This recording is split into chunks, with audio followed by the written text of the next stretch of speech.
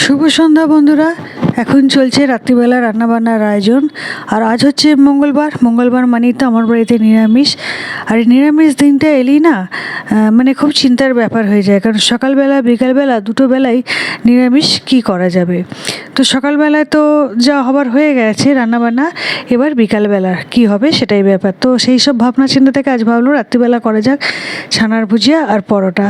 তার জন্যে এখানে ময়দা মেখে লিচি কাটা হয়ে গেছে, আর এদিকে ছানার ভুজিয়ার জন্যে কড়াতে কিন্তু আমার মশলাটা একদম রেডি। এবার এই যে জল ছড়ানো ছানাটা আছে, এটা আমি ফ্রিজে রেখে দিয়েছিলাম একদম জল ঝরিয়ে। তো এই ছানাটাই কিন্তু আমি এখন এই মশলার মধ্যে দিয়ে দেবো। আর যেহেতু ফ্রিজে ছিল ছানাটা, তাই একদম টাইট হয়ে গেছে, একটু শক্ত টাইপের হয়ে গেছে। সেটাই খুন্তি দিয়ে ভালো করে ভেঙে নিয়ে এই মশলার সাথে ভালো করে মিশিয়ে নেব। তো চলুন আগে ছানাটাকে ভালো করে মশলার সাথে মিশিয়ে নেওয়া যাক। আর ছানাটা ভালো করে মশলার সাথে আমার মেশানো হয়ে গেছে। এবারেই মেশানো মশলা আর ছানা এই দুটোর সাথে আমি সামান্য পরিমাণ একটুখানি জল মিশিয়ে দেব, অল্প করে দেব, ছানা মশলাটা খুব ভালোভাবে মিশে যাবার জন্যে। তো এটা ভালো করে একটু মিশিয়ে নেবার পর এবার এটা একটু ফুটতে দেব। এবার এটা একটু ফুটে গেলে এবার এর মধ্যে দেব সামান্য একটুখানি টক দই। এবার যেহেতু ছানা, সেই জন্য একটু টক দই দিলে বেশ ভালোই লাগবে। টক দই দিলাম, দেওয়ার পর এটাকেও আমি একটু খুব ভালো করে মিশিয়ে নেব।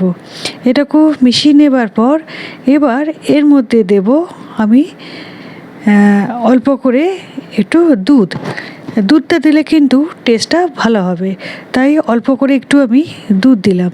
এই দুধটা দেওয়ার পরও আমি বেশ ভালোভাবে এটাকে মিক্সড করে নেব। ভালো করে মিক্সড করে নেবার পর একটুখানি রেখে দেবো। এটা একটু ফুটে যাবার পর এবার এতে দেবো একটু ঘি, এবার এতে দেবো একটু গরম মশলা। ঘি আর গরম মশলা দুটো দিয়ে আরও একবার ভালো করে এটা মিক্সড করে নেব।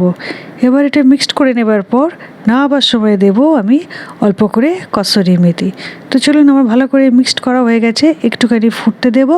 এবারে একটু ফুটে যাবার পর এবারে আমি এর মধ্যে দেব অল্প করে কসুরি মেথিটা দিলে টেস্টটা আরও বেশি ভালো লাগবে।